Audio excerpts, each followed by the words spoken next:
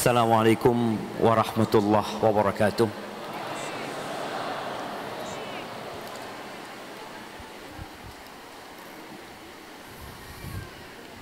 Jemaah kipas angin, kipas. Udah. Innal hamdalillah nahmaduhu wa nasta'inuhu wa nastaghfiruh. Sungguh segala puji hanya milik Allah Jalla Jalaluh. Hanya Dia yang pantas untuk dipuja dan dipuji. Semua keindahan adalah dari Allah Azza wa Jalla. Dan semua kebaikan yang kita lakukan sejatinya murni karena nikmat yang Allah berikan kepada kita. Kesuksesan yang diraih, kegembiraan yang dirasakan, itu karena Allah yang memberikannya kepada kita.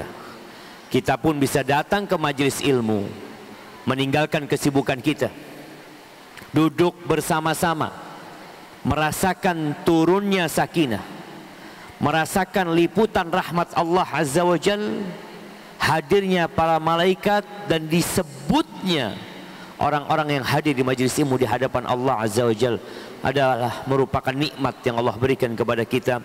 Allahumma lakal hamdu kulluhu wa lakal syukru kulluhu wa ilaika yurja'ul amru kulluhu.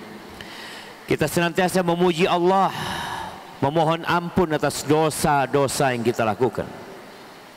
Hampir setiap hari kita berbuat dosa. Nikmat Allah turun, catatan dosa kita diangkat. Kalau Allah tidak mengampuni kita, maka yang ada adalah kebinasaan untuk kita semuanya. Dan kita meminta pertolongan hanya kepada Allah. Setiap solat kita mengatakan iyyaka na'budu wa iyyaka nasta'in. Karena sejatinya tanpa pertolongan dari Allah Azza wa Jal, tanpa bantuan dari Allah, tidak ada urusan yang akan selesai. Ingat, tidak ada urusan yang akan selesai. Tidak akan ada masalah yang selesai kalau Allah tidak membantu kita. Wa na'udzu billahi min syururi anfusina wa sayyiati a'malina. Dan kita berlindung kepada Allah dari kejahatan jiwa kita. Betapa seringnya bisikan-bisikan untuk berbuat jahat itu terdengar, meresap ke dalam hati. Perintah-perintah untuk berbuat dosa dengan janji-janji untuk bertobat itu terdengar. Ajakan jiwa itu sangat dahsyat kepada keburukan. Maka Allah mengatakan innan nafsa la ammaratum bisu. Sesungguhnya jiwa itu benar-benar memerintahkan kepada keburukan. Maka kita juga meminta perlindungan kepada Allah. Wa min sayyiati amalina. Dan kita juga meminta perlindungan kepada Allah dari keburukan amal kita. Dosa itu membawa naas dalam kehidupan ini. Dosa itu menyebabkan petaka, menyebabkan gempa terjadi, badai datang, banjir bandang. Ingat, dosa-dosa itu mengundang murka Allah Azza wa Jalla. Maka kita perlu berlindung kepada Allah. Entah sudah berapa banyak dosa yang kita lakukan dan berapa banyak yang kita sudah bertobat darinya. Maka kita meminta perlindungan kepada Allah Azza wa Jal dari kejahatan jiwa kita dan dampak buruk dari dosa-dosa yang kita lakukan. Man yahdillah fala mudhillalah wa man yudlil fala hadiyalah. Barang siapa yang dikasih petunjuk sama Allah, nggak ada yang bisa nyesatkan dia. Nggak ada. Bilal bin Rabah, bagaimana dia disiksa oleh majikannya Umayyah bin Khalaf agar Bilal keluar dari Islam. Bukan ditawari dengan harta, tahta, wanita, disiksa bahkan hampir mati. Tapi nggak bisa mereka untuk menyesatkan orang yang Allah telah berikan hidayah kepadanya. Sebaliknya, wa may yudlil fala hadiyalah.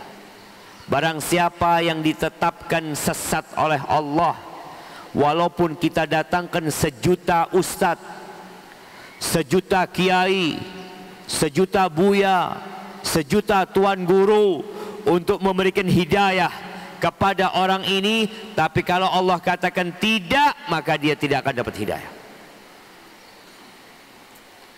Abu Talib, siapa yang tidak kenal dengan Abu Talib, paman Nabi SAW?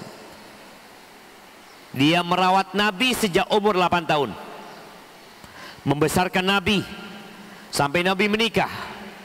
Kemudian tatkala Nabi Muhammad SAW berdakwah di umur 40 tahun, Abu Talib membackup dakwah Rasul SAW. Dia melihat bagaimana keponakannya berdakwah. Dia mendengar tentang apa yang disampaikan keponakannya, dan keponakannya juga telah menyampaikan kepada pamannya. Sampai pada saat umur Nabi SAW 50 tahun, pamannya Abu Talib sekarat di atas ranjang kematian. Datang Rasul SAW, ingin pamannya dapat hidayah, ingin pamannya berubah dan bertobat kepada Allah. Rasul SAW mengatakan, ya am, wahai pamanku, aku ni keponakanmu, wahai pamanku, qul la ilaha illallah. Kalimah, wahai pamanku, ucapkan kalimat la ilaha illallah.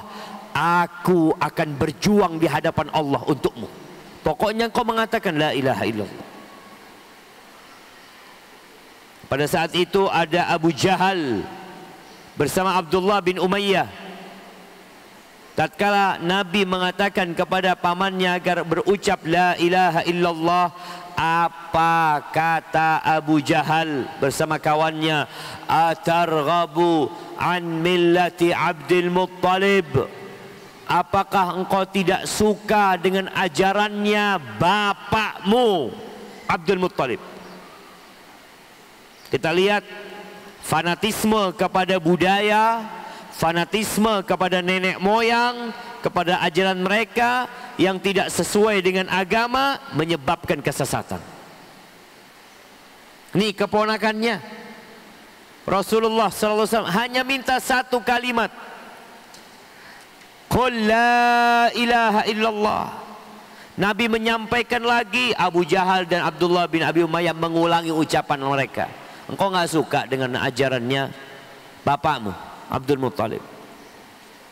Sampai akhirnya mati di atas kesyirikan. Turun firman Allah, innaka la tahdi man ahbabta walakin Allah yahdi man yasha wa huwa a'lamu bil muhtadin. Sesungguhnya engkau, yakni Nabi Muhammad SAW, tidak dapat memberikan hidayah kepada orang yang engkau cintai. Nggak bisa.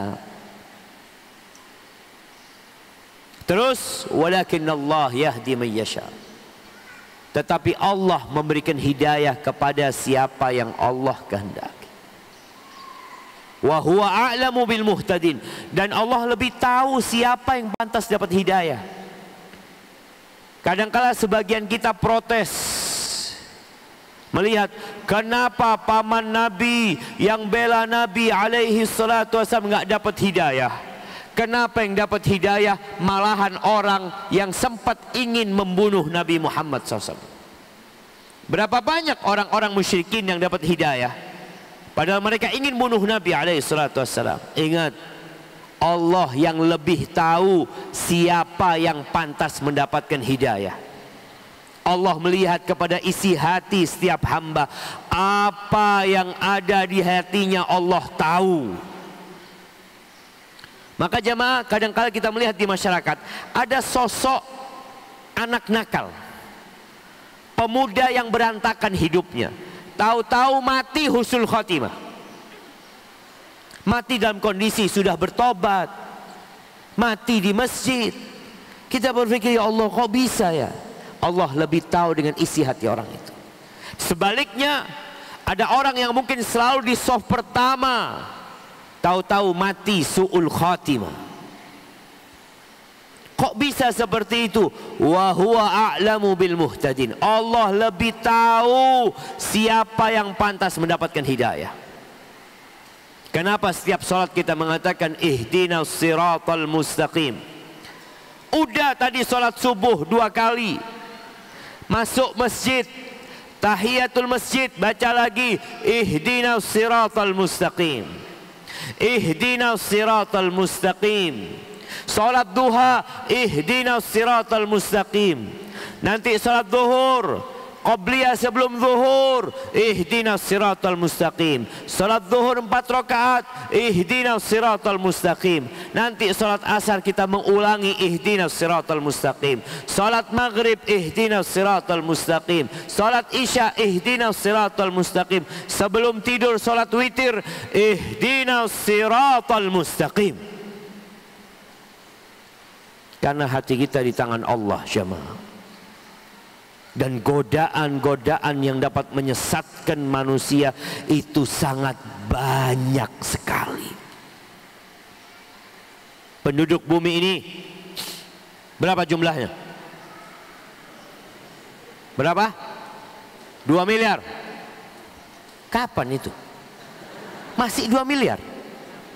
Cina sama India sudah 2 miliar lebih. Nah, kasih hadiahnya, jemaah. Ada hadiahnya. Nah, kasih hadiahnya dia. 2 miliar. Nanti dibaca lagi ya. Mungkin penduduk Sulawesi 2 miliar. Berapa jemaah? 8 miliar. Hampir 8 miliar. Berapa persen yang beriman? Angkat tangan.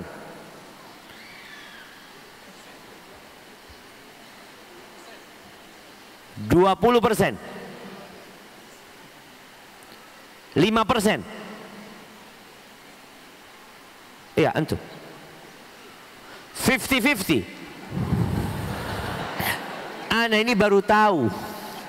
Di Kendari ini 50-50 itu 25-75. Betul. Baru di Kendari Ana dapat. Kemarin ada kawan di mobil ngomong 50-50, 25-75. Oh. Itu. Nah, kayaknya perlu disidang yang ngomong 50-50, 25-75 aja. Tapi berapa yang muslim? Berapa?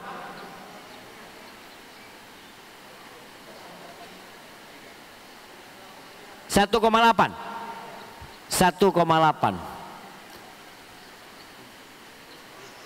2,8. Ada khilaf di sini, jemaah. Ini mana yang benar kalau gitu, jemaah?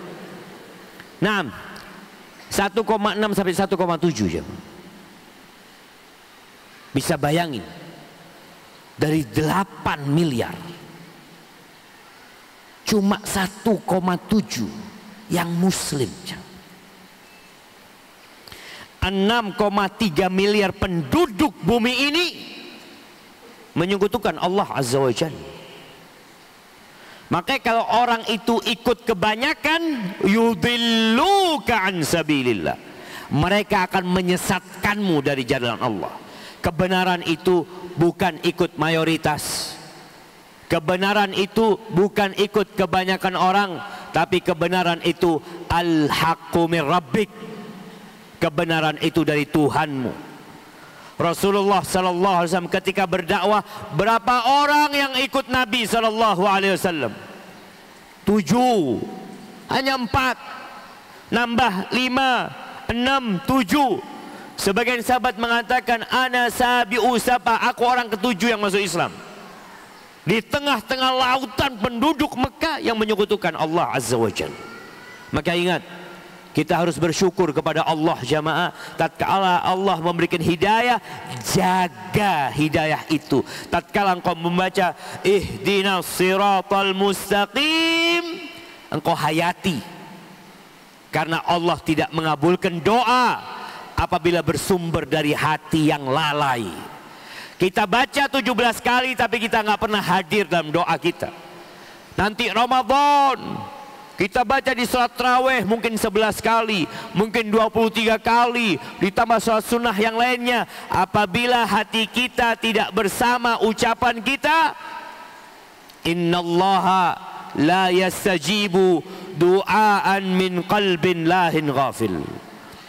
Kata Nabi SAW, sesungguhnya Allah tidak mengabulkan doa yang bersumber dari hati yang lalai, nggak dikabulin.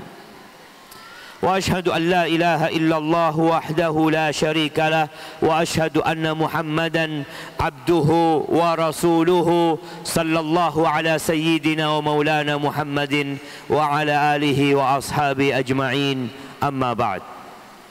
Jamaah, siapa yang mau menikah pekan ini? Angkat tangan. Mana? Belakang, maju ke depan. Nah, mana hadiahnya? Anda mau kasih hadiah? Maju ke depan.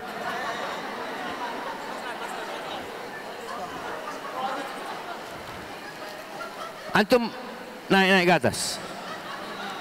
Antum mau nikah pekan ini? Tuh, kok belum? Gimana jemaah? Mau menikah? Kapan mau menikah? Oh, tahun ini. Udah ada calonnya? Belum juga.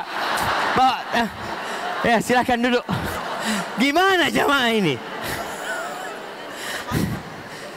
Mau menikah pekan ini, tahun ini calonnya belum ada.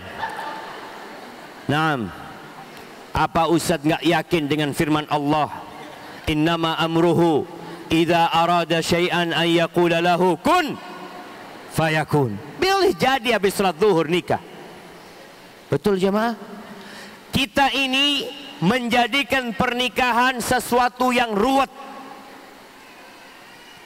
memberatkan, padahal pernikahan itu hanya butuh wali, nah, 2 saksi, 2 mempelai, mahar, dan ijab qabul. Berapa orang yang dibutuhkan jemaah? Saksi 2, wali 1, 2 calon mempelai 5. Cukup? Sah nikahnya? 5 orang sah. Tapi kita harus ngundang kadangkala 1000 orang, 900 orang. Jangan bikin ruwet agama Allah ini jemaah. Loh Ustaz, kan walimah disunnahkan. Iya, sunnah walimah, tapi tidak mempengaruhi keabsahan akad nikah. Enggak. Silahkan walimah. Antum tinggal bikin apa? Jalan kote. Apa? Songgi. Songgi. Apa songgi?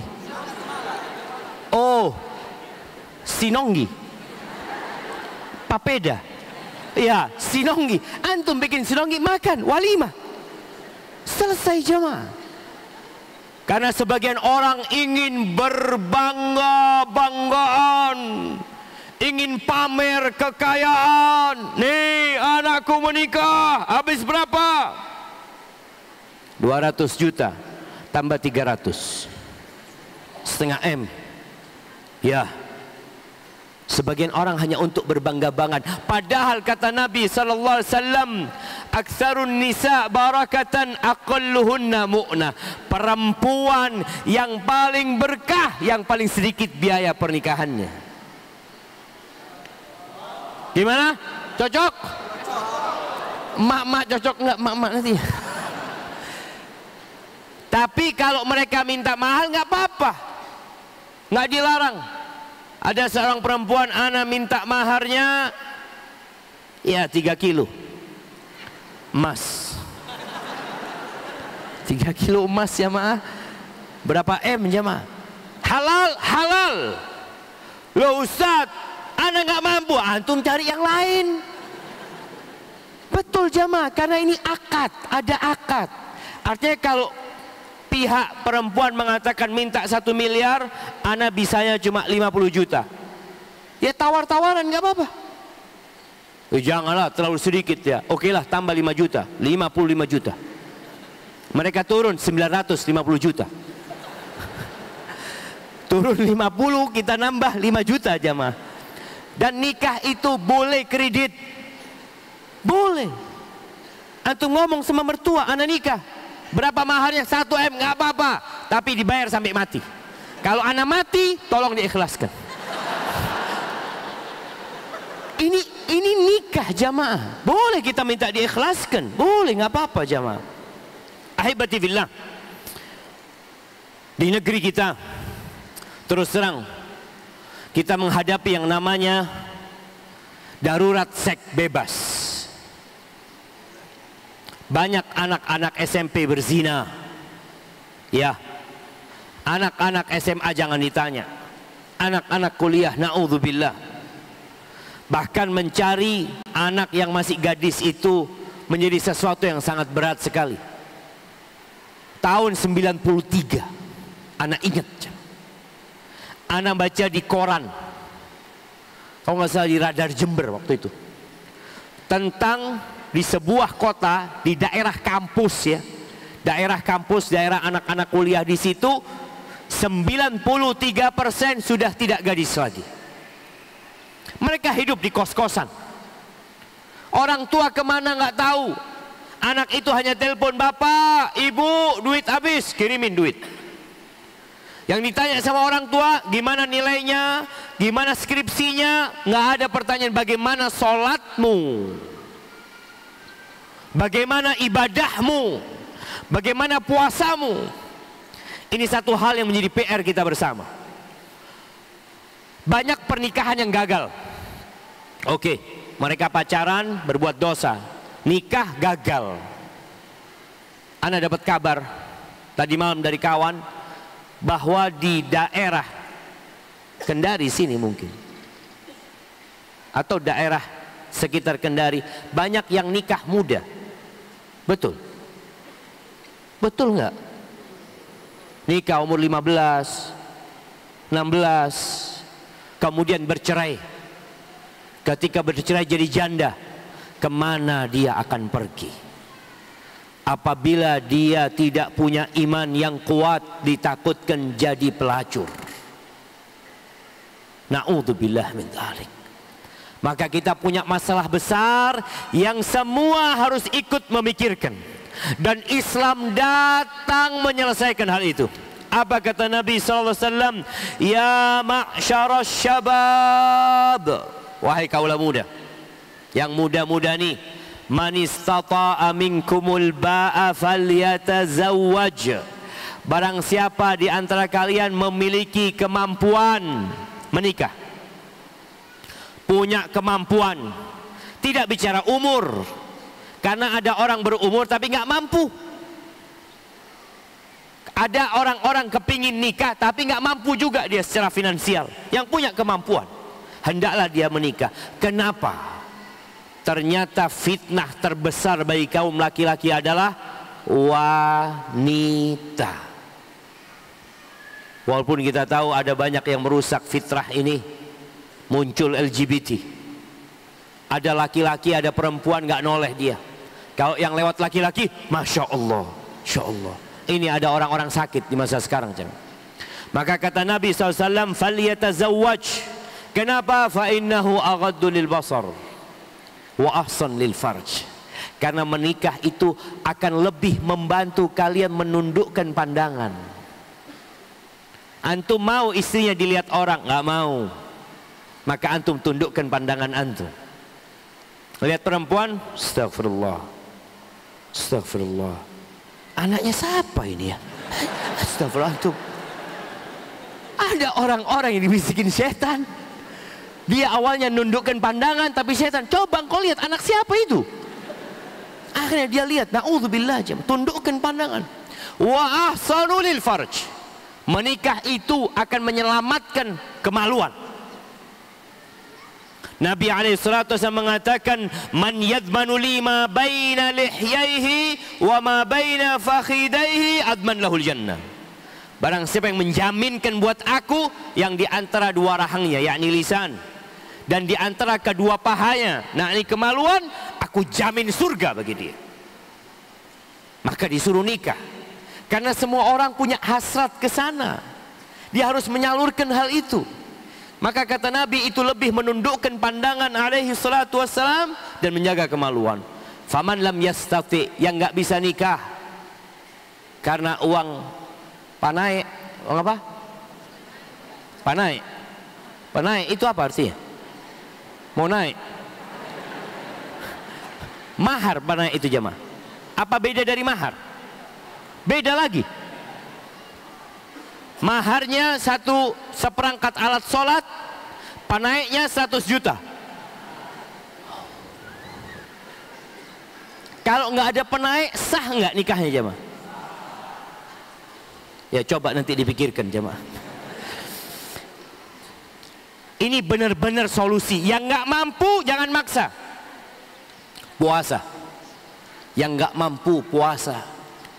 Ustadz, ana sudah puasa, tapi syahwat masih membara. Apa yang harus dilakukan? Ya tadi, engkau ada di mana syahwat membara? Ana kerjanya sebagai security Ustadz. Melihat perempuan lewat terus tundukkan pandangan. Harus periksa dia Ustadz. Cari tempat kerja lain. Benar jemaah. Selamatkan imanmu. Nabi SAW menyebutkan ya tentang pernikahan. Ya Allah, begitu indahnya tatkala seorang menikah lillahi ta'ala. Fitnah kadang-kala nggak bisa kita tahan. Ada di luar sana fitnah. Ada perempuan yang berjalan yang tak sengaja kita melihat, kemudian hasrat kita naik. Apa kata Nabi SAW? Falyarji ila ahlih. Kalau ada yang melihat perempuan yang kemudian membuat syahwatnya membara, kemana dia pergi? Pulang ke rumahnya, pulang ke istrinya.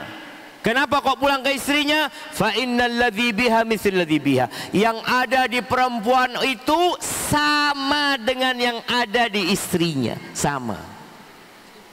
Kalau antum belum menikah, mau pulang kemana? Mau pulang kemana jemaah? Kalau antum punya istri tapi sedang bekerja,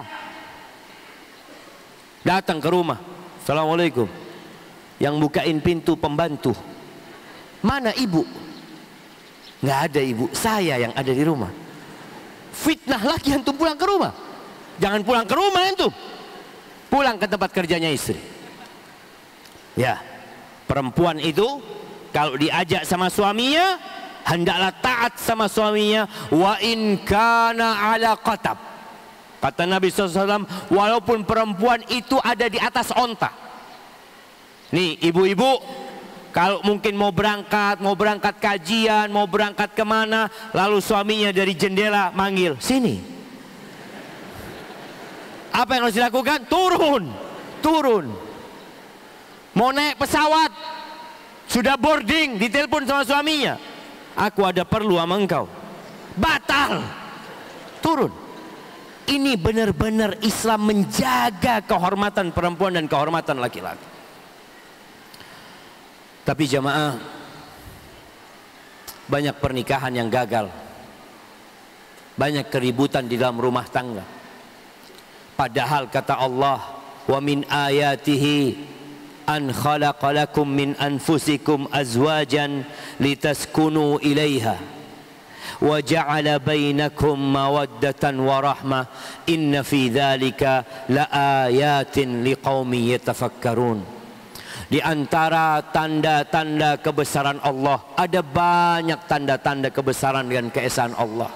Di antaranya yang ada sama kita, yang kita senantiasa melihat bahkan merasakannya. Allah jadikan pasangan hidup kalian, Allah ciptakan pasangan hidup kalian dari diri kalian sendiri. Pasangan hidup manusia dari manusia. Bagaimana kalau pasangan hidup manusia dari kuda? Laki-laki berjalan bersama kuda. Siapa? Istriku. Tidak. Allah jadikan pasangan hidup kita dari manusia. Bukan dari bangsa jin, tapi dari manusia. Tujuannya apa? Litaskunu ilaiha. Agar kalian merasakan sakinah. Bahasa Arabnya tempat tinggal itu sakan, maskan. Jadi orang ketika menikah, dia mendapatkan sakinah walaupun rumahnya masih ngontrak. Makanya antum pernah dengar istilah dulu, nggak apa-apa bang, aku asalkan selalu bersamamu walaupun di kolong jembatan. Karena dia sudah dapat sakinah dengan adanya pasangan hidupnya. Oleh karena itu menikah nggak harus cinta.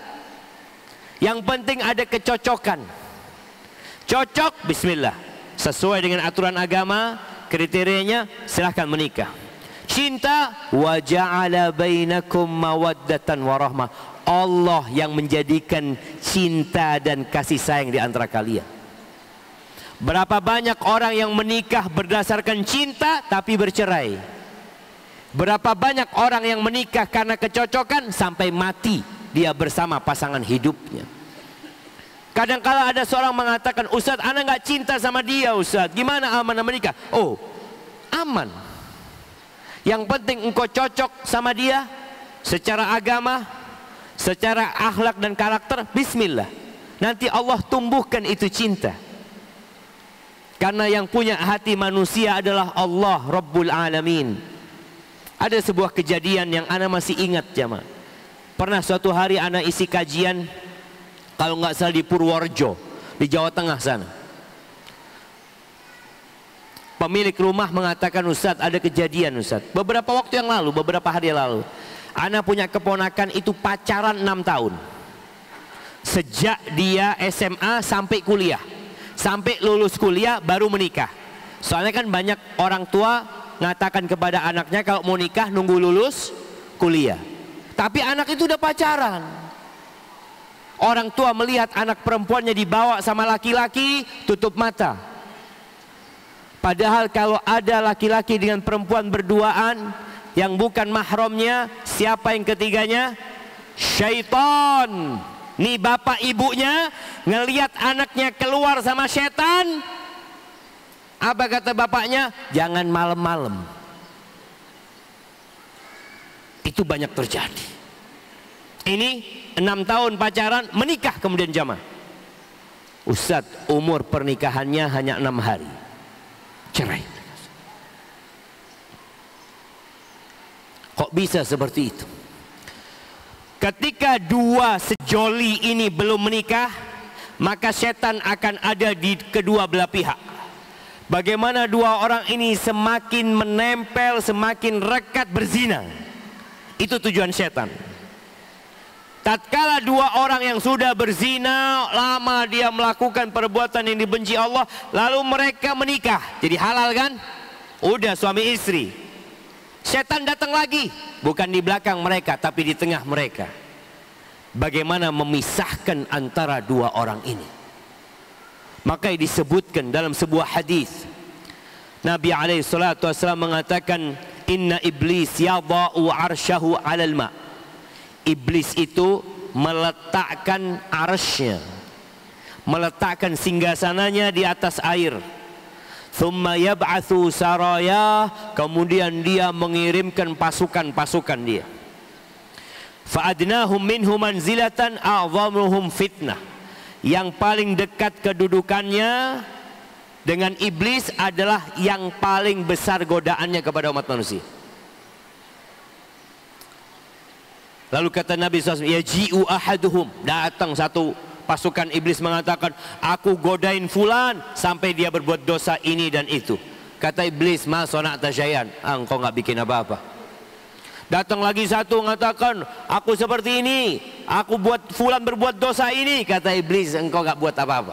Sampai datang seorang pasukan mengatakan, ma taraktuhu hatta farraqtu bainahu wa baina imraatih. Aku tidak meninggalkan fulan sampai dia menceraikan istrinya. Apa kata iblis? Fayudnihi, kata Nabi, fayudnihi wa yaqul ni'ma anta, engkau top. Sini, duduk sini. Kok bisa jemaah? Perceraian ini menjadi salah satu yang paling disukai oleh iblis. Kenapa? Siapa yang mau jawab? Nah,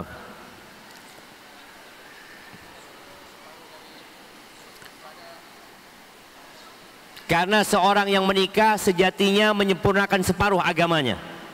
Kalau bercerai, hilang separuh agamanya. Gitu. Kasih hadiahnya. Masya Allah. Fadal. Taib. Siapa yang mau jawab lainnya? Karena Menikah ibadah yang terlama, kasih adik. Karena menikah ibadah yang terlama. Kok bisa jemaah? Anda baru tahu juga. Baik, nggak apa-apa, kita dengerin.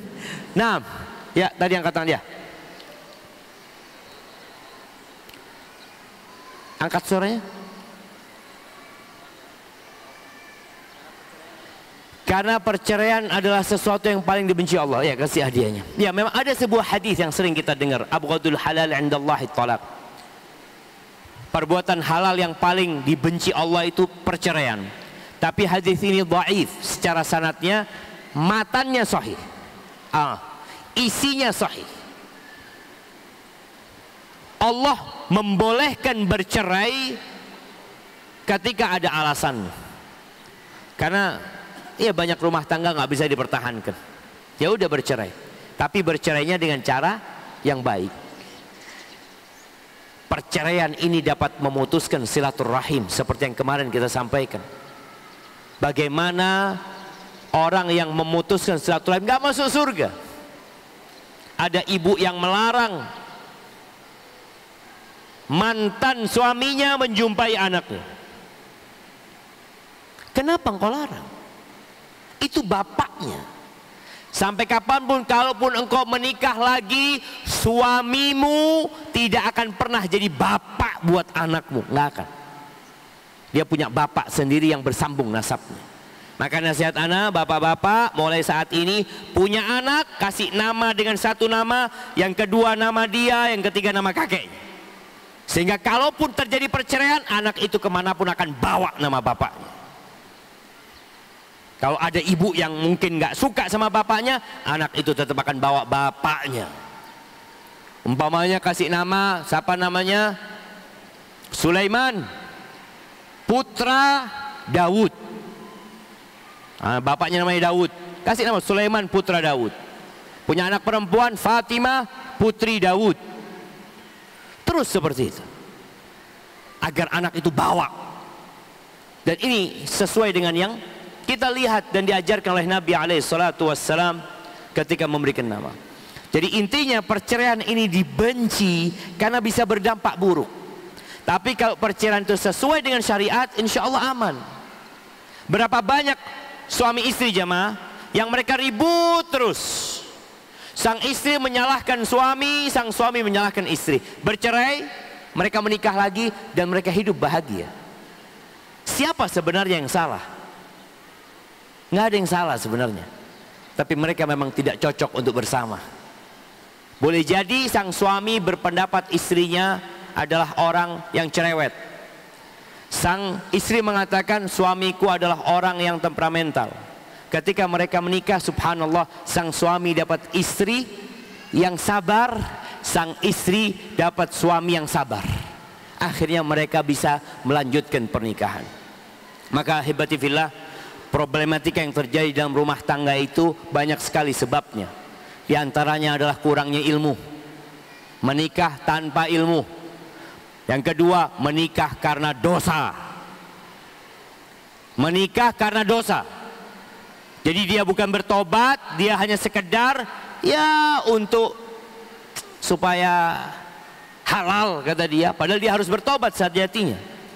Kemudian yang ketiga, egois. Sang suami nggak tahu dengan haknya istri, sang istri nggak tahu dengan haknya suami. Akhirnya mereka maksa pasangan hidupnya untuk memberikan haknya. Padahal walahunna mithlul ladzi alaihinna bil ma'ruf. Allah mengatakan perempuan-perempuan itu memiliki hak yang setara dengan kewajiban mereka dengan cara yang patut. Walir rijali alaihinna darajah, dan laki-laki punya derajat lebih daripada wanita. Barakallahu fiik. Mungkin kita masuk ke sesi tanya jawab. Bismillah.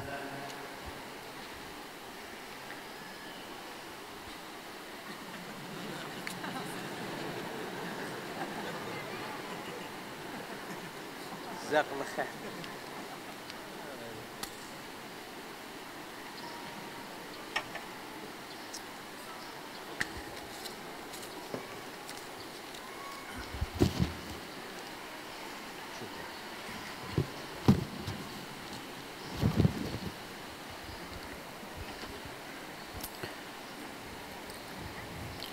izinkan mewakilkan pertanyaan dari seorang akhwat. Ana memiliki masalah dalam rumah tangga. Suami ana tidak melaksanakan sholat 5 waktu, meski sudah dinasehatin berkali-kali. Ia juga sudah tidak memberikan nafkah batin. Ia juga sudah berselingkuh. Dengan kondisi ini, apakah bercerai jalan terbaik? Mohon nasihatnya Ustaz. Ahibati fillah,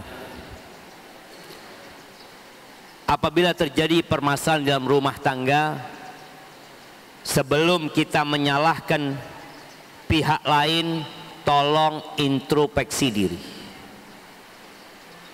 Boleh jadi ana yang salah. Kok bisa ana dapat suami yang tidak sholat?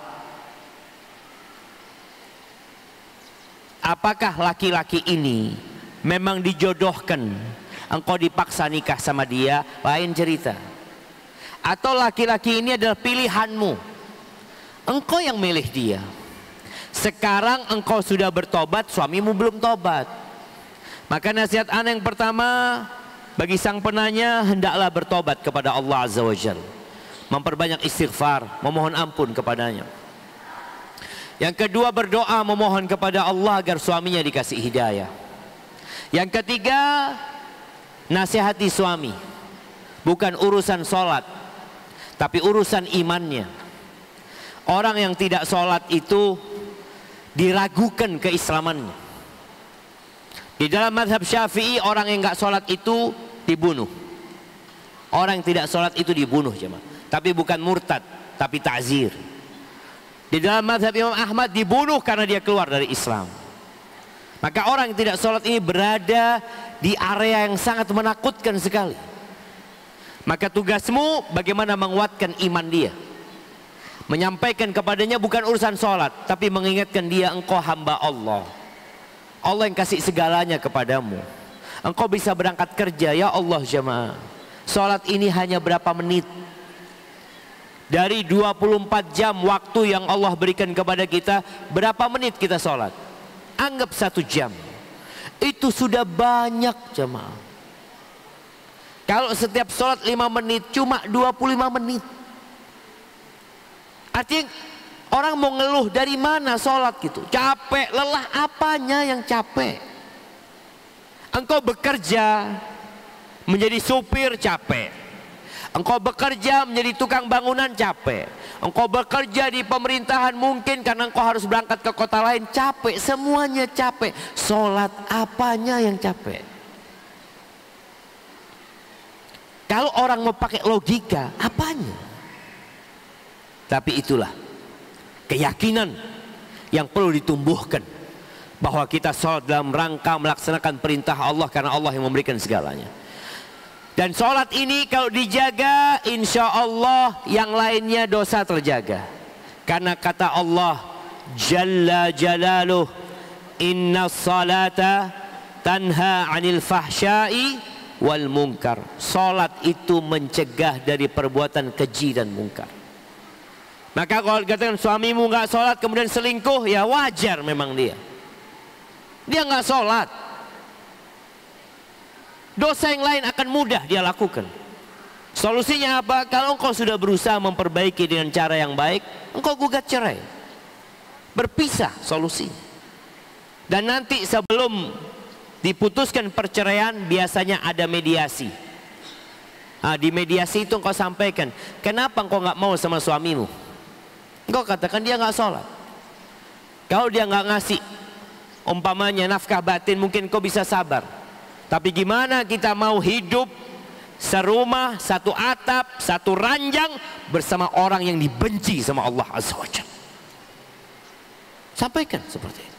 Kalau suamimu sholat, engkau akan kembali kepada dia. Ini solusi. Jangan merasa remeh. Loh Ustadz, bagaimana dengan anak-anak? Saya ini hanya ibu rumah tangga. Sebelum engkau menikah, siapa yang kasih rezeki kepadamu? Allah. Ketika engkau di perut ibundamu dan engkau belum bisa bekerja, belum bisa berbicara, belum bisa berdoa, siapa yang kasih rezeki? Allah. Yakinlah ketika engkau berumur 120 hari di perut ibundamu, rizkimu sudah dicatat. Yang milikmu tidak akan kemana, yang rizkimu tidak akan tertukar. Yang dibutuhkan beriman. Kalau engkau melihat suamimu seperti itu, kuatkan imanmu. Wa man yattaqillaha yaj'al lahu makhrajan wa yarzuqhu min haitsu la yahtasib. Barang siapa yang bertakwa kepada Allah, niscaya Allah akan berikan solusi. Bukan mertua yang kasih solusi, bukan pengadilan agama yang kasih jalan keluar, Allah Rabbul Alamin. Urusan rizki, wa yarzuqhu min haitsu la yahtasib. Allah akan kasih rizki dari arah yang tidak disangka-sangka.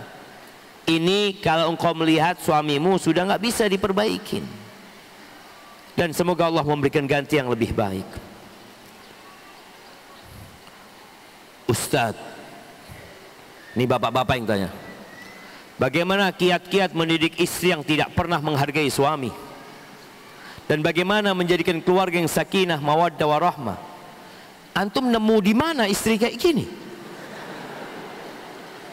Ini jemaah, emangnya banyak model kayak gini di sini jemaah? Bapak-bapak banyak? Benar banyak? Enggak lah jemaah, antum yang salah pilih lah. Baik. Rasul sallallahu alaihi wasallam sejak awal sebelum pernikahan beliau itu memberikan arahan yang jelas. Beliau mengatakan, tunkahul mar'atu li arba'.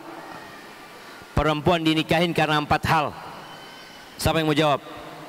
Yang udah nikah tuh. Nah, 4 hal yang pertama, ini nggak ada make wireless ya ma. Yang pertama, kecantikannya, hartanya, keturunan, agamanya. Antum ketika nikah lihat yang mana? Benar lihat agamanya. Benar, kasih hadiahnya bang. Ya, karena 4 perkara. Yang pertama, li jamaliha atau limaliha, karena hartanya. Sebagian kita berpikir, ya Allah Ustaz, ana sudah hidup capek Ustaz, ana mau cari istri yang kaya lah. Janda nggak apa-apa, punya anak juga nggak apa-apa, yang penting fulus. Ada model-model laki-laki kayak gitu? Ada? Ibu-ibu ada? Banyak ternyata cuma. Mama. Nah, karena hartanya. Yang kedua, karena cantik. Dia memilih istrinya karena dia bunga desa. Pada berebut dia, maka dia kepingin. Bahkan kadang-kala pemuda ini, anak nggak akan menikah kecuali sama dia. Anak akan taklukkan dia. Iya, nanti sudah nikah antum ditaklukkan sama dia. Yang ketiga, karena nasabnya. Kalau di Kendari ini nasab yang tinggi apa? Ada. Apa nasab di sini? Nggak ada. Anonunia? Nggak tahu lah. Tapi ada yang karena nasabnya.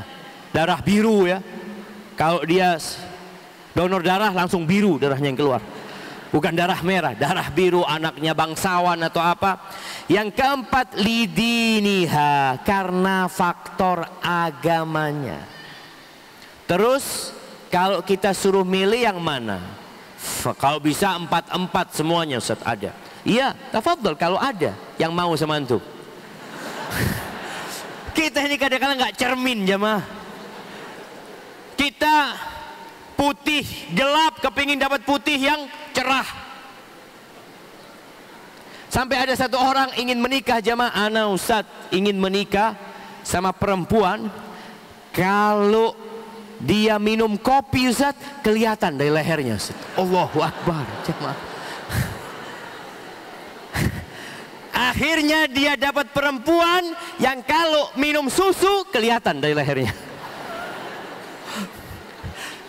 Jadi kebalikannya.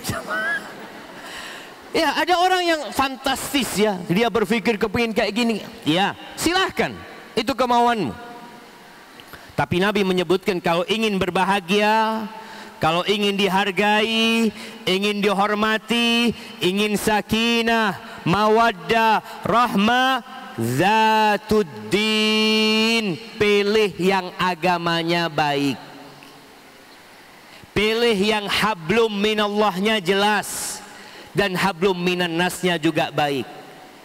Perempuan itu taat sama Allah, patuh sama orang tuanya, menghormati kakaknya, menyayangi adiknya, menjaga hubungan baik dengan paman dan bibinya.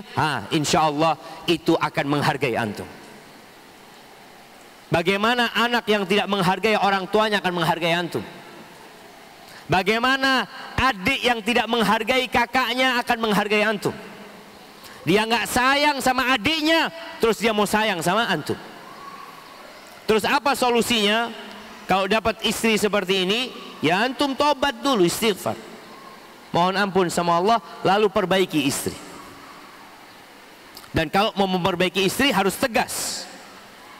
Allah Azza wa Jalla menyebutkan ar-rijalu qawwamuna 'alan nisa. Laki-laki itu pemimpin bagi kaum wanita. Karena apa? Karena dua hal. Karena apa jamaah? Siapa yang mau jawab?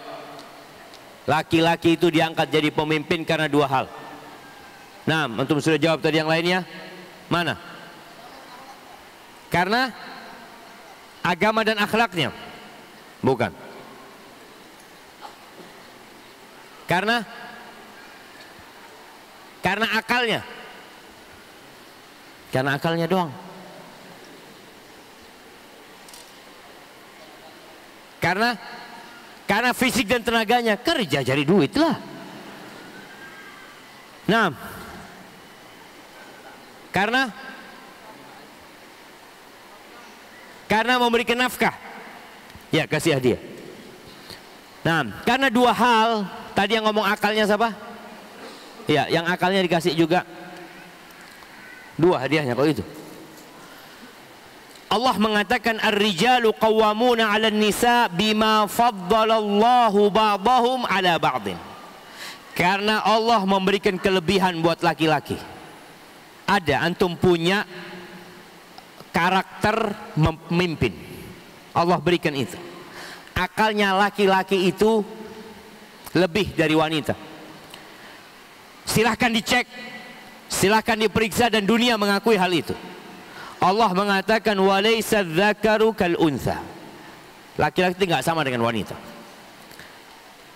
Perempuan lebih mengutamakan perasaannya. Kekurangan wanita, kesempurnaan buat laki-laki. Jadi dua makhluk ini saling melengkapi. Laki-laki kekurangannya, perasaannya kurang. Antum pernah lihat guru TK laki-laki? Pernah lihat Bapak? Itu insya Allah nggak ada yang daftar jemaah. Anak-anak akan digebokin sama gurunya ini karena dia akan kuat. Itu kekurangan laki-laki di sana. Kekurangan wanita, dia lebih mengutamakan perasaannya, dan itu sebenarnya kelebihan yang dibutuhkan oleh laki-laki karena dia akan merawat anaknya dengan baik. Perempuan itu cerewet, alhamdulillah antum dapat istri yang cerewet.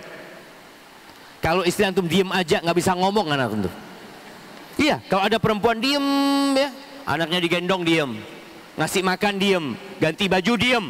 Kapan anak bisa ngomong? Tapi lihat perempuan, Masya Allah, kalau ngasih makan anaknya sambil cerita, sambil ngomong. Kemudian anaknya kalau diganti bajunya ngobrol ini jamaah sama anaknya. Ya Allah cantik banget ya ini itu. Suami yang lihat ngomong sama siapa ini? Itu perempuan. Allah berikan itu karena dia menjadi pendidik buat anak-anak kita. Laki-laki akalnya lebih. Perempuan sakit hati sedikit, bang, aku udah gak kuat sama engkau bang, pulang engkau ke rumah orang tuamu. Kalau perempuan punya hak cerai jemaah, mungkin yang di sini nggak ada punya istri semua, sudah dipulangin sama istrinya semua. Karena perempuan sakit hati sedikit seperti itu, laki-laki enggak. Yang kedua, wabima anfaqu min amwalim, karena laki-laki memberikan nafkah. Nafkah, ingat, sekaya apapun istrimu, engkau wajib memberikan nafkah buat istrimu. Biasanya kalau Satu dari dua hal ini kurang di suami, kepemimpinannya pincang. Kalau istri yang kasih nafkah, ya kadangkala suami mau nyuruh-nyuruh nggak enak, karena yang bayar listrik istrinya, jadi nggak enak dia. Taib. Tapi kalau sudah istri nggak nurut, makanya kalau antum dapat istri yang solehah jamaah, yang agamanya baik, walaupun dia lebih kaya dari antum, dia akan taat dan patuh semua. Seperti Khadijah radhiyallahu taala anha. Siapa yang kaya? Khadijah. Siapa yang menginfakkan hartanya untuk dakwah Nabi? Khadijah radhiyallahu taala anha. Tapi Khadijah tidak pernah mengecewakan Nabi alaihi salatu wassalam, selalu menghargai. Tapi kalau istri memang nggak nurut, padahal ingat emak-emak ya, ibu-ibu yang di belakang, di atas, kebanyakan penghuni neraka itu wanita. Bukan karena dia tidak sholat, bukan karena dia tidak datang kajian, tapi karena dia kurang bersyukur kepada suami. Padahal kata Nabi sallallahu alaihi wasallam, "Lau kuntu amiran ahadan an yasjuda li ahad." Kalau aku merintahkan seorang sujud buat orang lain, aku perintahkan wanita sujud buat suaminya. Karena besarnya hak suami. Terus Ustaz, ya, kalau istrimu nggak nurut, nggak patuh, kata Allah, wallati takhafuna nushuzahunna fa'idhuhunna. Perempuan-perempuan yang kau takut dia nggak nurut, dia nggak taat, maka kasih nasihat. Mau'idhah hasanah, nasihat yang dibalut dengan cinta.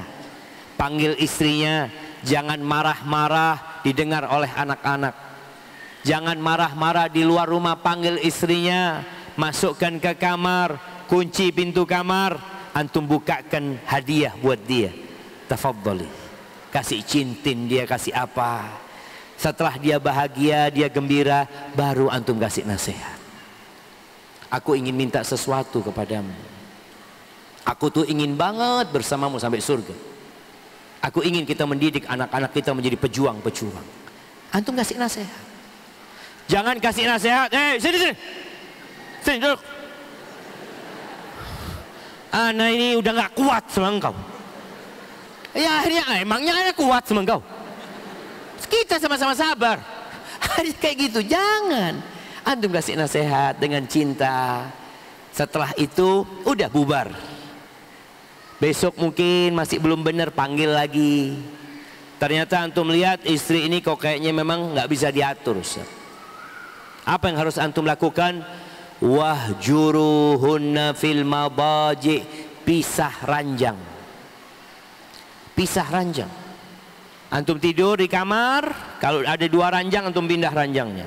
Kalau enggak di ranjang yang sama antum berbalik sama dia. Nggak usah ngomong sama dia. Dan usahakan pisah ranjang itu nggak ketahuan sama anak-anak. Ya kalau rumahnya besar mungkin nggak ketahuan. Ustaz, kecil Ustaz, anak tidur di ruang tamu.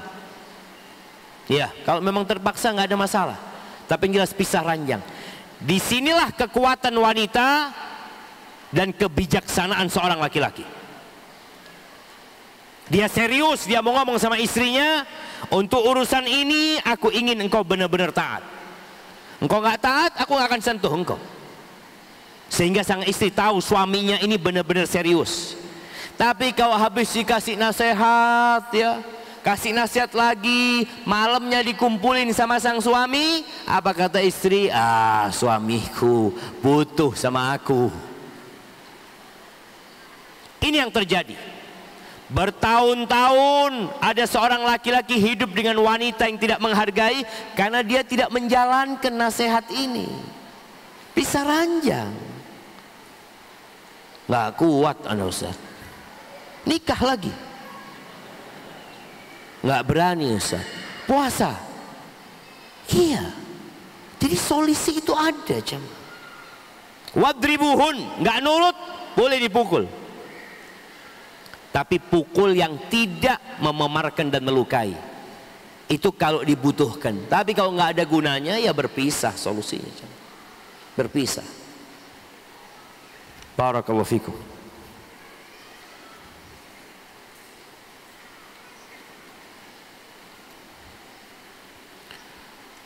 Masya Allah. Ini agak berat jemaah.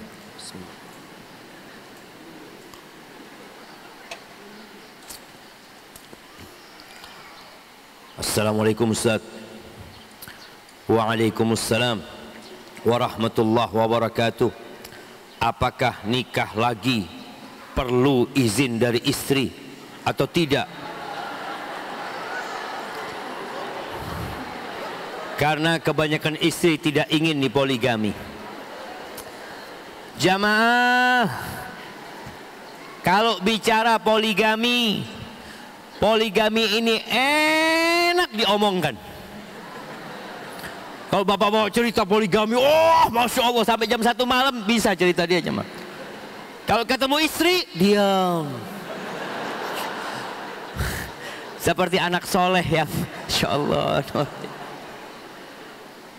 Ana beberapa waktu yang lalu bersama istri Ana ke Cirebon. Kita yang laki-laki di depan, ngobrol, yang emak-emak di belakang. Rame laki-laki ini jamaah. Istri Ana di dalam. Selesai malam pulang kita nggak salah. Istri Ana ngomong, "Bang, tadi ngobrol apa rame-rame di depan sana?" Itu emak-emak pada tanya. Ana ngomong sama emak-emak itu, "Syuf, kalau laki-laki rame-rame kayak gini, insya Allah yang dibicarakan poligami." Nah, seneng dia jamaah dengan poligami di jamaah. Soalnya kesenangan laki-laki dengan wanita berbeda. Adakah wanita yang berpikir dia berjalan digandeng 2 laki-laki? Enggak. Bapak-bapak mimpi takut jemaah. Ada yang mimpi saja takut, ya Allah Ustaz, jangan sampai Ustaz ribut nanti di rumah. Tapi mereka ingin seperti itu. Kesenangan wanita berbeda. Maka antum bagi kaum laki-laki berikan kesenangan wanita. Apa yang mereka sukain? Apa yang disukain perempuan jamaah? Perhiasan. Emak-emak ini kalau ngobrol tentang apa? Tas, skincare. Apalagi ibu-ibu?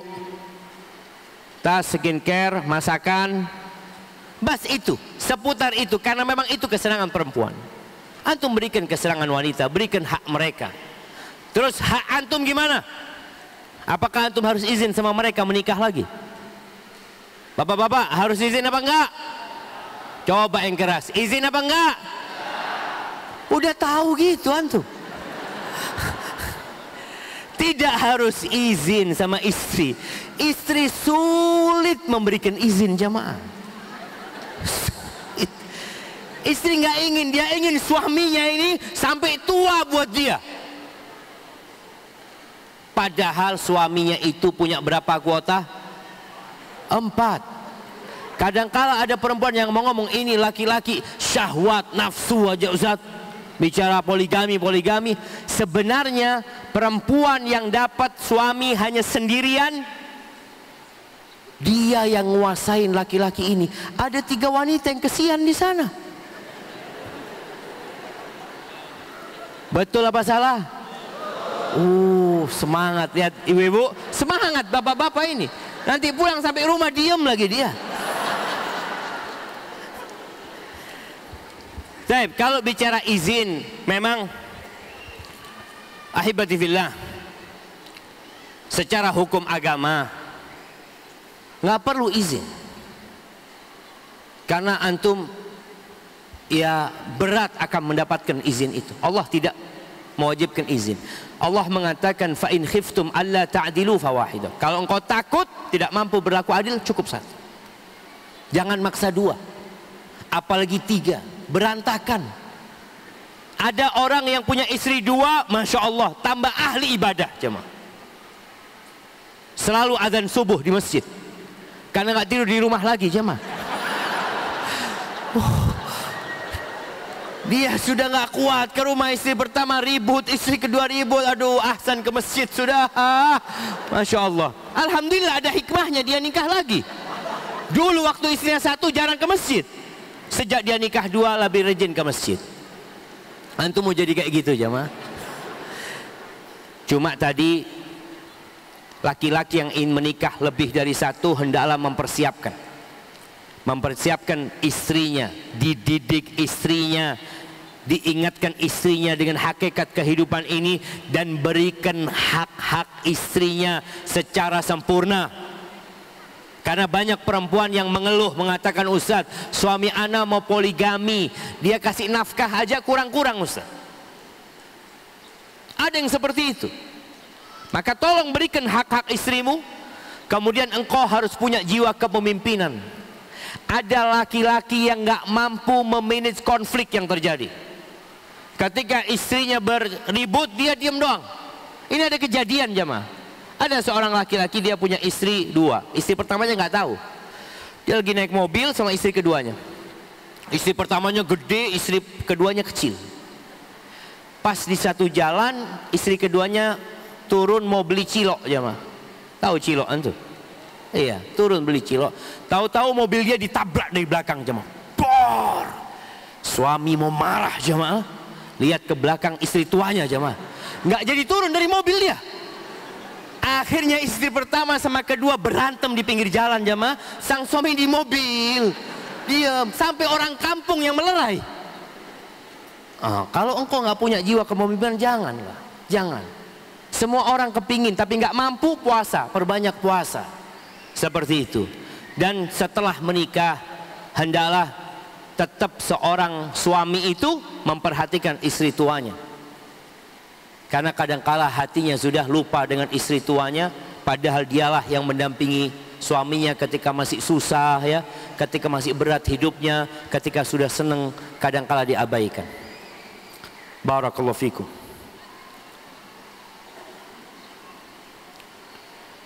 Bagaimana, saya seorang siswa SMA, izin tanya, bagaimana caranya kita menolak jabat tangan dengan guru perempuan?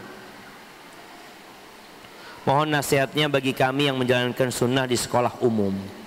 Ya jemaah, subhanallah ya, banyak di antara kita yang pemahaman agamanya masih kurang. Kalau kita lihat ya, di tahun 80-an itu jarang perempuan yang pakai jilbab, jarang sekali. Baru rame jilbab di Indonesia itu kapan? Tahun 89-90. Itu ada sebuah buku judulnya Revolusi Jilbab apa Revolusi Hijab. Pada waktu 300 anak SMA dikeluarkan dari sekolah gara-gara pakai jilbab di Indonesia, yang pada saat itu presidennya muslim, menteri pendidikannya muslim, kepala sekolahnya muslim. Muslimah yang pakai jilbab dikeluarkan dari sekolah. Itu bukti bahwa kita benar-benar jauh dari sentuhan agama pada waktu itu. Lambat laun alhamdulillah di sekolah-sekolah umum sekarang hampir semua pakai jilbab. Sampai anak pernah lewat sekolah umum di Jember, anak ngelihat ini sekolah agama, pikirnya semuanya pakai jilbab cuma. Ini proses orang itu jadi lebih mengerti agama. Masalah lain jabatan tangan. Kita dulu kalau nggak jabatan tangan sama sepupu jamaah dianggap sombong. Kita dulu dipaksa berjabatan tangan dengan istri paman kita, padahal istri paman kita bukan mahram sama kita. Kita dipaksa, nggak mau dikatakan kok gimana nggak menghormatin orang tua. Ketahuilah agama Allah hadir untuk memberikan keindahan dan kedamaian. Rasulullah Sallallahu Alaihi Wasallam, pernahkah beliau berjabatan tangan dengan wanita? Beliau hatinya paling bersih, dan wanita ingin tentunya berjabat tangan Nabi yang penuh dengan berkah Sallallahu Alaihi Wasallam. Tapi beliau mengatakan, inni la usafihun nisa, aku nggak berjabatan tangan dengan wanita. Subhanallah, nggak ada sahabat yang baiat sama Nabi kalangan perempuan jabatan tangan, nggak ada. Dan itu syariat. Ada sebuah hadis yang mengatakan, la ayut'ana fi ra'si ahadikum bimikhyatin min hadid, ditusuknya kepala seseorang dengan jarum dari besi itu lebih baik daripada dia menyentuh yang bukan mahramnya. Benar-benar ajaran yang indah sebenarnya untuk menjaga supaya tidak terjadi perzinaan. Mata berzina, tangan berzina, kaki berzina, hati berzina, dan kemaluan yang membuktikan hal itu nantinya. Maka bagaimana cara menolak? Minta maaf. Minta maaf Bu Guru, barakallahu fiik, gimana kabarnya? Ngobrol, nggak apa-apa sama gurunya. Menyampaikan bagaimana, ana minta maaf, ana nggak salaman sama Bu Guru, nggak ada masalah. Lama-kelamaan mungkin dia akan cari tahu. Mungkin engkau akan dicap radikal, fundamentalis, sabar. Lama-kelamaan semoga gurumu tahu. Bagaimana untuk mengenalkan sunnah di sekolah itu? Jaga akhlakmu. Jaga akhlakmu. Nabi SAW mengatakan,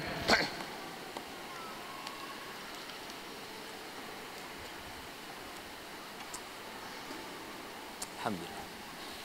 Rasulullah SAW bersabda, Innama bu'ithu liutammima makarimal akhlak. Aku diutus sejatinya untuk menyempurnakan akhlak-akhlak yang mulia. Maka tunjukkan akhlak yang mulia. Dengan cara itu orang akan, fulan nih belajar sunnah, Masya Allah, semakin menghormatin orang tua, menghormatin yang lebih tua, menyayangi yang lebih muda, nggak buang sampah sembarangan, menjaga kebersihan, ibadahnya bagus, menundukkan pandangan. Masya Allah, semoga itu jadi hidayah buat teman-temannya. Ada kejadian jemaah di Eropa apa di Amerika, ada seorang muslim, dia naik lift di apartemen mungkin. Dia naik lift, tahu-tahu masuk perempuan jemaah dengan separuh telanjang mungkin ya, dengan hiasannya, dandanannya, bajunya semua. Muslim yang pemuda ini langsung menundukkan pandangan. Naik lift ini, si perempuan ini gerah ngelihat orang ini kok nggak memandang kepada dia gitu. Perempuan itu ngomong, engkau kok nggak ngelihat sama aku? Aku sudah kayak gini, pakai baju kayak gini, malah nggak dilihat ya, Mas. Perempuan ketika pakai baju seksi inginnya apa? Dilihat dia, ingin dipandang dia. Apa kata laki-laki ini? Maaf, ana muslim. I'm sorry, I'm muslim, kata dia. Muslim apa? Muslim itu, kata dia. Dijelaskan sama dia, akhirnya minta nomor telepon perempuan ini. Kasih nomor telepon, diarahkan untuk tanya Islam di Islamic Center. Masuk Islam ya, masuk Islam dia. Di sini jaga akhlak muslim. Mudah-mudahan orang-orang itu dapat hidayah dengan kita menjaga akhlak-akhlak sebagai muslim yang baik.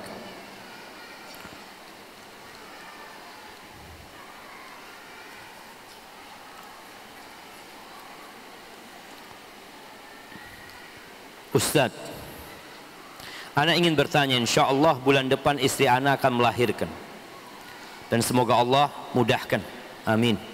Nah, pertanyaan ana, apa hukumnya bila ternyata yang membantu istri ana itu dokternya laki-laki, Ustaz? Bukankah menyentuh yang bukan mahram itu haram? Mohon penjelasannya, Ustaz. Iya jamaah, hukumnya yang pertama, tidak boleh melahirkan dengan dokter laki-laki kalau ada dokter perempuan yang bisa menangani. Apalagi urusannya dengan aurat yang akan dilihat. Kalau nggak ada dokter perempuan, lihat mungkin ada bidan perempuan, maka pakai bidan perempuan yang senior, yang faham dan mengerti. Kemudian yang ketiga, kalau mungkin harus pakai dokter laki-laki, sampaikan ke dokter, dok, kalau nggak ada dokter perempuan, nggak ada bidan, dok, biar yang menangani bidan-bidan. Kalau mereka nggak mampu, dokter baru turun tangan. Bukan langsung ditangani oleh dokter laki-laki. Karena ini bukan hal yang darurat.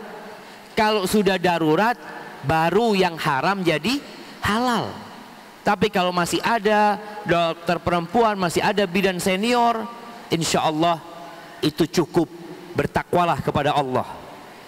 Kadang-kala ada yang mengatakan, ya Allah Ustaz, takut kalau ditangani bidan, nanti anaknya gimana? Wallah jamaah, kebanyakan orang-orang yang lahir sama bidan, bukan sama dokter. Dan alhamdulillah mereka bisa hidup, bisa. Kecuali ada kondisi yang memang anak itu lahir dalam kondisi berbahaya atau apa, ya silahkan. Sekali lagi, kalau kondisinya darurat baru diperbolehkan.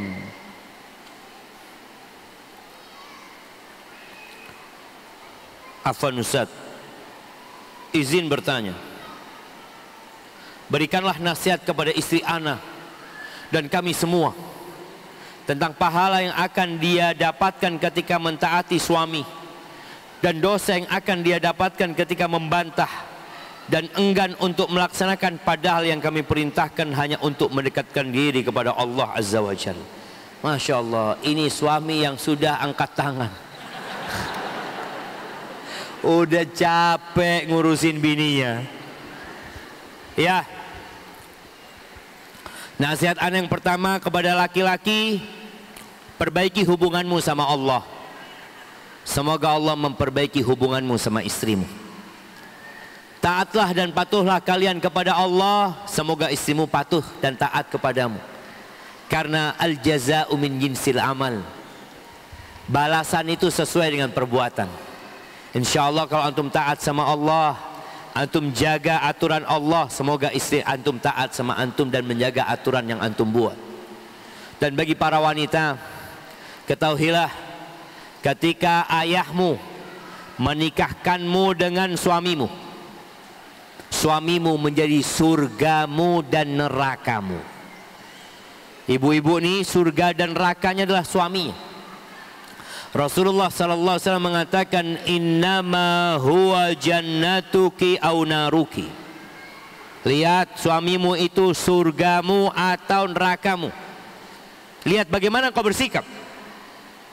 Jangan berharap wanita yang sholat 5 waktu, yang rajin sedekah, rajin membantu orang lain, yang hafal Al-Quran, tapi dia nggak taat sama suaminya, dia berharap masuk surga lah. Rasulullah sallallahu alaihi wasallam mengatakan, uritun nar, ditampakkan kepada aku neraka. Fa idza aktsaru ahlihan nisa, ternyata kebanyakan penghuni neraka itu wanita. Kenapa kok wanita?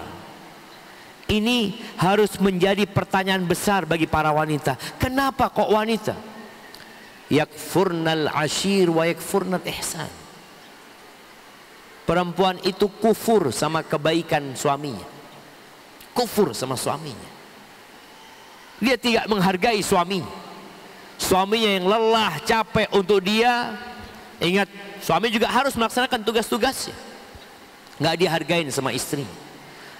Lau ahsanta ila ihdahunnad dahr. Ini tabiat wanita yang harus diperbaiki. Apabila engkau berbuat baik kepada wanita 1 tahun jemaah, suami berbuat baik sama istrinya, thumma ra'at minka syai'an, setelah setahun dia melihat engkau melakukan sebuah kesalahan, menyakiti hati dia, istri akan mengatakan, ma ra'aitu minka khairan qat, aku nggak pernah engkau menyenangkan hatiku. Aku tidak pernah melihat engkau berbuat baik sama aku. Nggak ada baiknya engkau lupa jemaah dengan kebaikan 1 tahun. Itu wanita. Wa yukthirnal la'n, banyak mengumpat, banyak memaki. Ini berita dari Nabi SAW. Sehingga kita harus berhati-hati. Para wanita harus berhati-hati. Untuk masuk surga wanita ini mudah sekali. Sampai kata Nabi SAW, idza sallatil mar'atu khamsaha wa shamat syahraha wa ata'at zawjaha wa hafizat farjaha qila laha udkhulil jannah min ayyi abwabil jannati syi'ti. Apabila wanita sholat yang 5 waktu, 5 waktu, nggak ada rawatib, wala ada witir, wala sholat malam, wala duha, sholat 5 waktu saja. Wasamat syahraha, dia puasa di bulan Ramadan, bas. Nggak ada puasa Arafah, wala puasa Syawal, Senin Kamis, dia cuma puasa Ramadan saja. Tapi ada yang ketiga dia miliki, wa ta'at zaujaha, dia taat, nurut, patuh sama suaminya. Yang ketiga, wa hafizat farja, dia jaga kemaluannya. Apa balasan buat wanita ini? Qila laha udkhulil jannah min ayyi abwabil jannati syi'ti. Silahkan masuk surga dari pintu mana saja yang dia mau. Nggak repot bagi wanita masuk surga, mudah. Ada 8 pintu surga, dia mengamalkan 4 perkara, masuk dari pintu mana saja. Laki-laki enggak, harus capek, lelah untuk dapat masuk dari 8 pintu itu. Maka itulah yang harus dilakukan wanita. Ingat ya, suamimu ini surgamu atau nerakamu. Tapi sekali lagi para laki-laki harus tegas sama istrinya.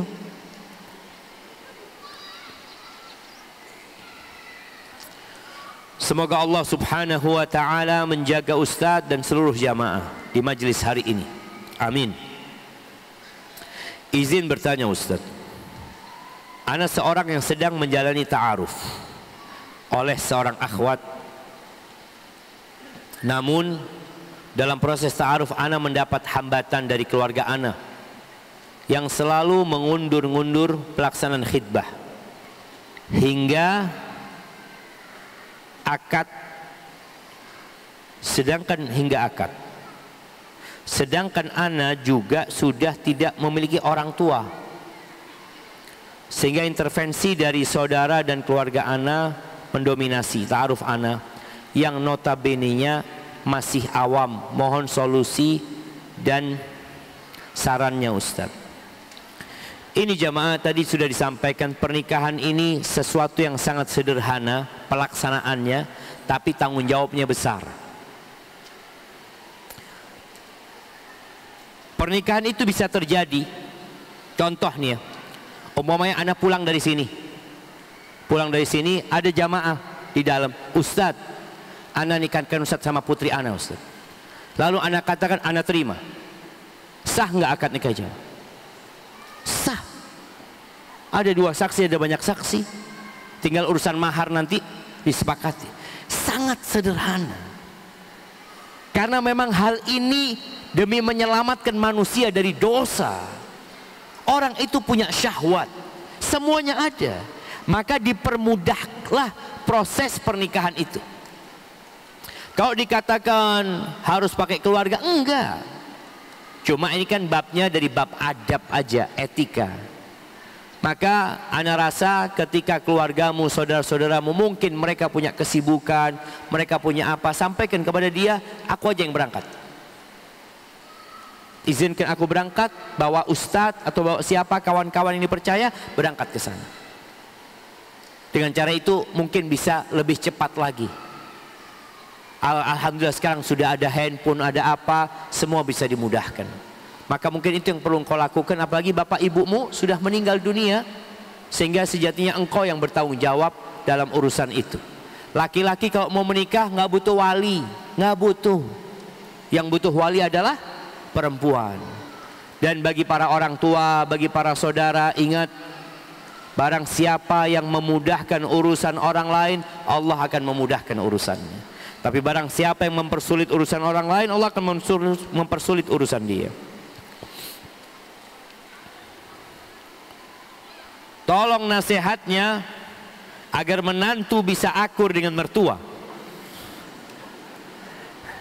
Dan tolong nasihatnya agar cinta kita kepada anak-anak tidak lebih besar dari cinta kita kepada Allah dan Rasulnya Sallallahu Alaihi Wasallam. Ya jemaah, kalau bicara mertua ya, ini menantu perempuan kayaknya. Buat para suami, tadi sudah disampaikan, engkau harus cari istri yang agamanya baik, yang dia tahu dengan hak-hakmu dan tahu dengan kewajiban-kewajiban dia. Memang istri tidak punya kewajiban berbakti kepada mertua. Istri punya kewajiban berbakti kepada orang tuanya. Tapi istri punya kewajiban berbakti kepada suaminya. Dan suaminya diperintahkan berbakti kepada orang tuanya. Bagaimana sang istri membantu suami berbakti sama orang tua? Jamaah rahimakumullah, tinggal bersama mertua berpotensi konflik. Makanya kalau harus tinggal sama mertua, usahakan dapurnya berbeda. Bikinkan dapur sendiri. Karena biasanya keributan dimulai dari dapur. Mertua sudah chef kawakan, masakannya enak mungkin. Dia tahu dengan kesukaanmu, istri nggak tahu. Dia baru menikah. Mungkin dia potong bawang, harus lihat YouTube. Baru dia potong bawang. Mertua marah-marah. Mungkin dia masak kebanyakan garam. Mertua marah-marah. Dapur jadi masalah. Maka usahakan kalau harus tinggal sama mertua, dapurnya dipisahkan. Sehingga istri punya kebebasan masak sendiri, dia punya privasi di sana. Makanan dia mungkin belum enak karena dia baru belajar. Sama juga dulu, mertua itu makanannya ketika awal menikah juga belum seenak sekarang. Kemudian apabila terjadi keributan, suami harus ada di tengah. Dia datang kepada orang tuanya minta maaf. Mungkin istrinya kurang beradab, padahal yang salah mertua kadang-kala. Dan kemudian datang kepada istrinya minta maaf lagi sama istrinya, mohon maaf ibuku sudah tua, bapakku sudah tua. Ya, kita harus sabar menghadapinya. Berikan hadiah kepada istri, berikan perhatian lebih kepada istri, sehingga suami selalu berada di tengah dan dua orang ini baik-baikan terus. Ada ribut, engkau datang lagi, engkau datang lagi, dan semoga dengan cara itu dia bisa baikan. Tapi kadang-kala ada mertua yang kemudian nggak mau melihat menantunya. Ya, sabar engkau. Ada jemaah dan perlu bersabar.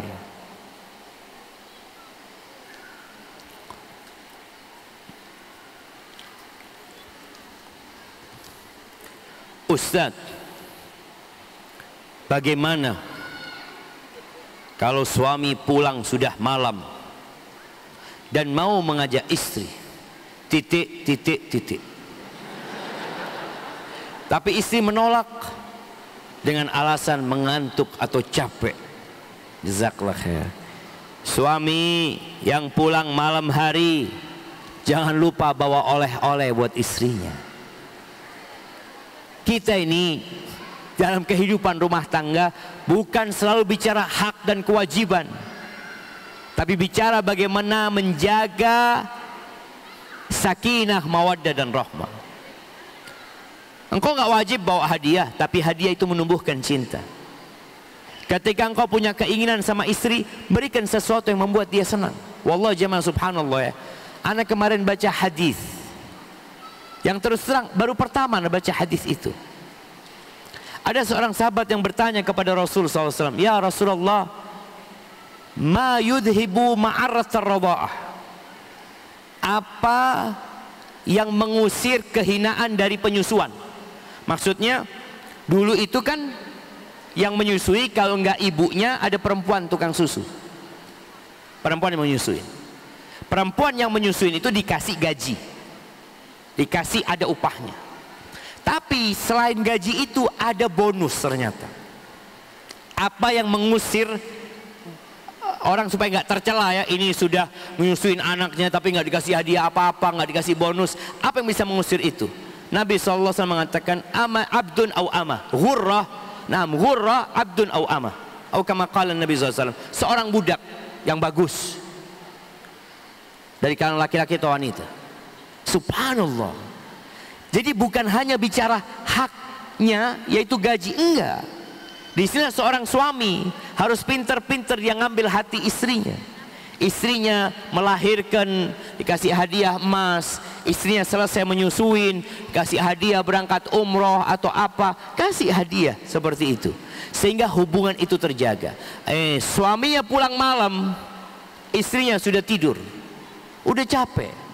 Iya jemaah, ini perbedaan laki-laki sama suami. Laki-laki sama suami. Laki-laki apa wanita? Kalau suami habis makan ngapain? Cuci tangan. Kalau istri habis makan ngapain? Cuci piring. Antum bisa lihat perbedaannya. Kalau suami sakit, ambil cuti dari tempat kerjanya. Kalau istri sakit, minum Panadol. Karena kerjaan nggak bisa diambil cuti. Apakah bisa istri ngomong sama suami, bang aku lagi pusing, aku mau cuti ngurusin anak-anak ini? Nggak ada. Dia harus tetap hadir di tempat itu. Kalau suami berangkat ke mall mau beli sesuatu, tinggal keluarin duit. Kalau istri berangkat sama suami ke mall ingin beli sesuatu, harus minta izin sama suaminya. Suami, engkau harus jadi suami, memang seperti itu. Disinilah perhatianmu kepada istri. Istri capek, istri lelah, engkau datang, engkau bawakan sesuatu yang disenangin oleh istri. Istrinya dipijat karena capek, engkau capek deh, iya sudah istirahat. Mana minyak zaitunnya? Sudah antum pijat dia. Setelah itu wallahu a'lam apa yang terjadi. Tapi antum berusaha untuk, tapi kalau istri capek kakinya ayo bertakwalah kepada Allah, dilaknat sama malaikat sampai subuh engkau. Dia ini capek memang, dia nggak bohong, dia capek jamaah, dia lelah. Tapi kelelahan itu bisa hilang dengan cinta dan kasih sayang. Itulah, betul ibu-ibu? Dengerin jemaah.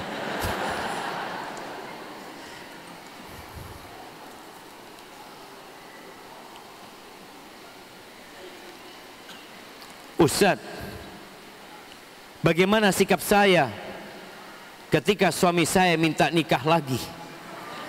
Padahal saya sayang sekali sama dia. Oh, Masya Allah. Kalau engkau sayang sama dia, berikan yang dia sayangi.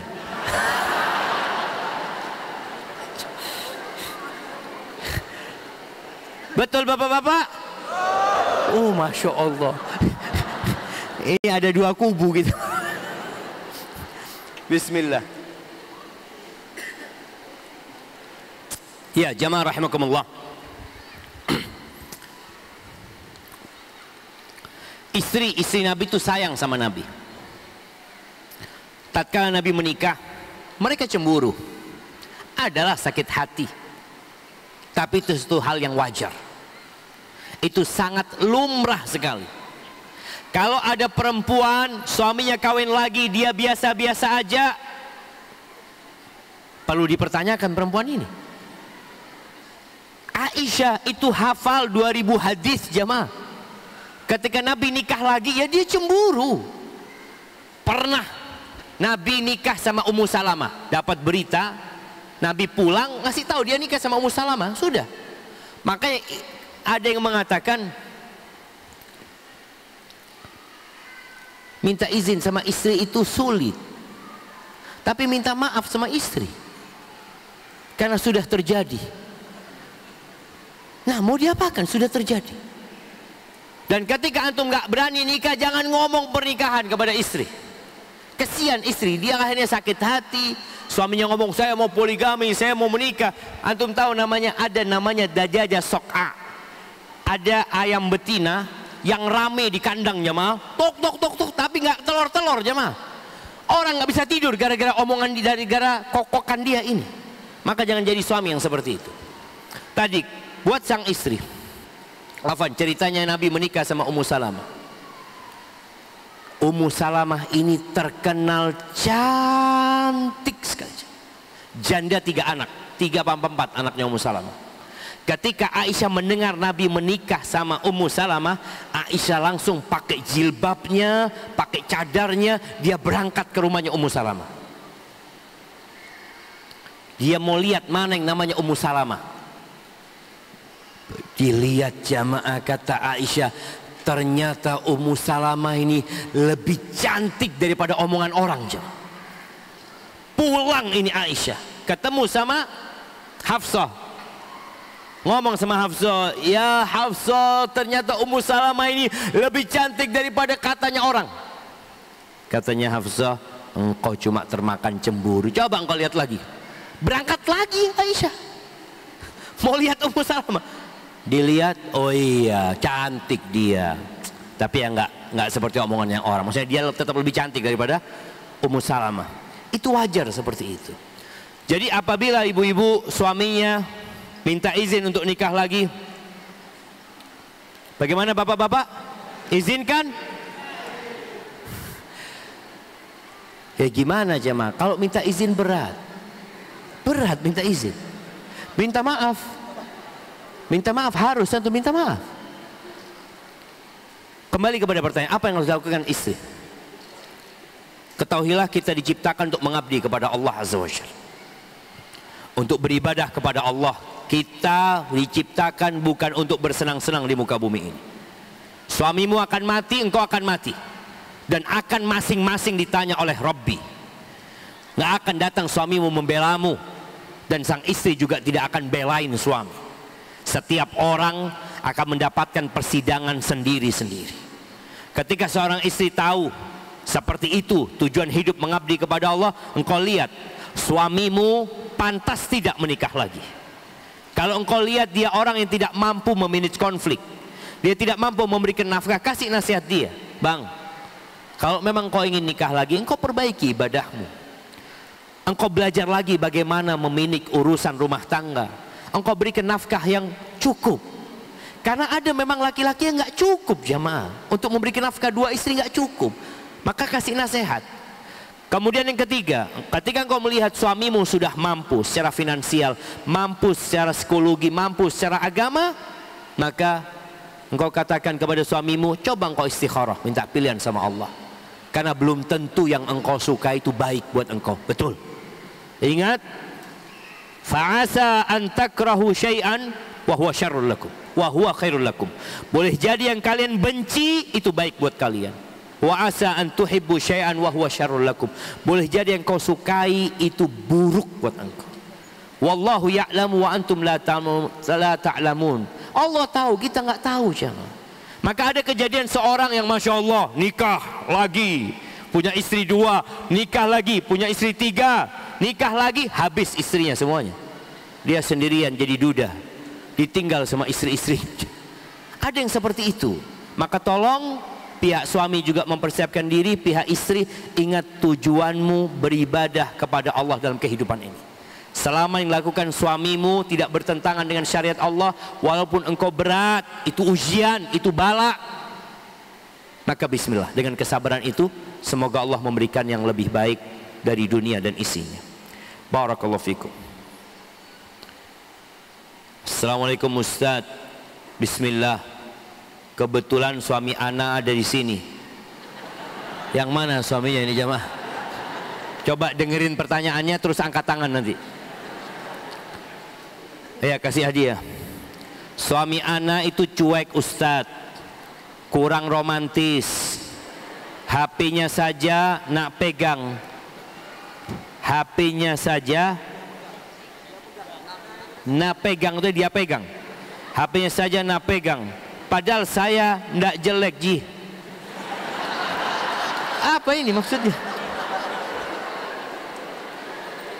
Padahal saya ndak jelek ji. Apa maksudnya?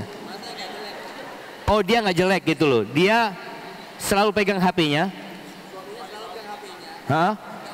Nggak perhatian istrinya. Padahal istrinya nggak jelek. Masya Allah. Apakah itu termasuk zalim Ustaz? Kalau saya buka obrolan soal poligami, nah lepas HP-nya, langsung fokus. Kadang berkedip-kedip. Apakah itu Ustaz?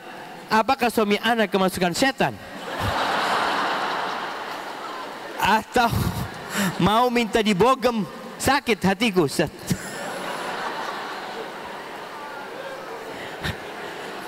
Allahu Akbar. Angkat tangan suaminya.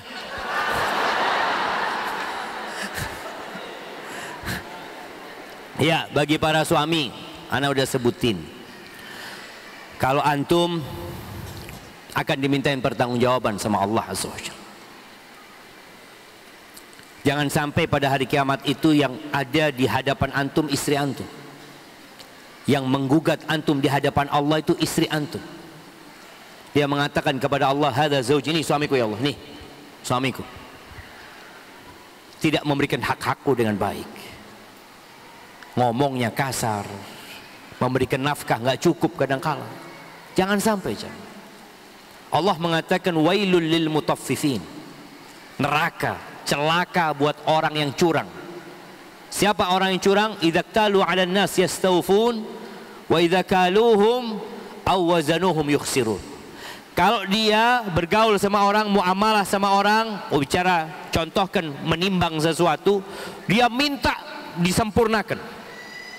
Kadang-kadang kita ngeliat ada orang-orang kalau beli buah ya, beli jeruk umpamanya 1 kilo, setelah 1 kilo dia ambil 1 lagi, katakan bonus ya. Ada yang kayak gitu? Ada. Tapi kalau dia jual sama orang, dia berusaha untuk ngurangin. Dalam kehidupan rumah tangga terjadi mutaffifin juga. Suami yang senantiasa meminta haknya kepada istri tapi tidak menjalankan kewajibannya. Maka tolong kita harus fair. Jadi engkau perhatikan istrimu, dia bukan patung. Rasulullah SAW ngobrol sama istrinya. berbicara sama istrinya, padahal beliau Rasulullah, dapat wahyu dari Allah.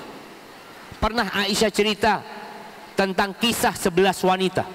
Cerita Aisyah panjang ceritanya. Sebagian laki-laki kalau istrinya cerita, sebelum selesai apa kata suaminya? Oh, aku sudah tahu ceritanya. Jangan, dengarkan sampai selesai. Itu suami. Bicara engkau ingin poligami, ya, laki-laki ingin poligami. Engkau berdoa minta sama Allah Azza wa Jalla. Engkau berbuat baik kepada istrimu, senangkan istrimu. Lalu engkau berdoa memohon kepada Allah. Allah kalau mau kasih tinggal kun fayakun. Allah kasih. Tapi jangan kemudian tadi, mungkin dia karena istrinya tidak memberikan izin poligami, dia tidak pedulikan. Karena sejatinya engkau nikah lagi nggak perlu izin istri. Cuma laksanakan tugasmu sebagai seorang suami. Seorang istri perlu bersabar menghadapi suami yang seperti itu. Karena bagaimanapun dia adalah pemimpin di rumah tanggamu. Kalau suami sedang pegang HP, engkau duduk di sebelahnya. Ngapain? Baca Quran. Baca Quran. Mudah-mudahan suamimu dapat hidayah ketika kau baca Quran. Baca zikir. Katakan kepada bang, kepingin apa? Layani suamimu.